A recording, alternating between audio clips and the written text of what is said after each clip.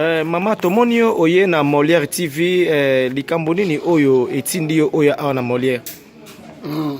Merci papa Molière ndenge yo ya mingai nazali mama. Tout d'abord na ata na comme na âge ya 82 ans mais naza moto. Papa Molière naza moto. Naza pe na posa ya mokili ndenge tambolaka. Alors naza pe na posa ya mokili na sepelisa pe nzoto na ngai. Alors naza moto naza pe mwasi naza koluka moi jeune garçon ya malamu o ya bani na âge ya ba 12 ans hein koko mapenda 20 ans te mais 12 ans ti ba 16 ans 17 ans ne onganda ndaza ko sepela mpo na sepelisa ngai. Merci mingi. Asepelisa ndenge nini akabela ombongo to na ndenge abala yo. To sala na yerobe na za moto na za imama.